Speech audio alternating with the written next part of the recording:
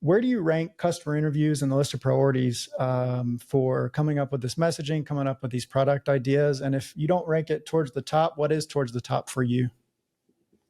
I rank customer interviews very, very high because that is where you find out. That's the only place where you find out if something is resonating with audiences and if people really want that product.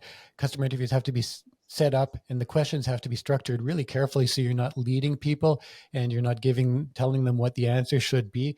But whether it's from user testing with prototypes and seeing how naturally people utilize something, and that's whether it's a physical product or a web interface or an app, finding out how naturally, how intuitive something truly is, to price testing, where you're able to ask people, what's the most you would pay for this product and still consider it to be good value? What is the lowest you would pay for this product and still expect the quality to be as good as you need it to be?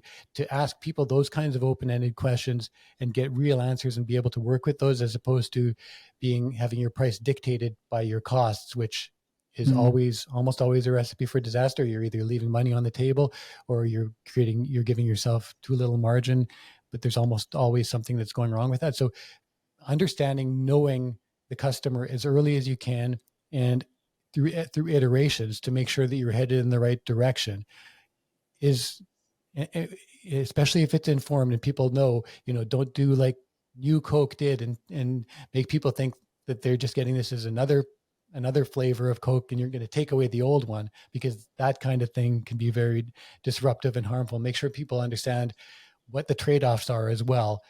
And, I mentioned that because that's a famous example where some of the largest customer research ever was conducted, but because consumers weren't asked if they would still like that product and still prefer it if old classic Coke were to disappear from the marketplace, it ended up being a very different example than what Coca-Cola expected and what they banked on.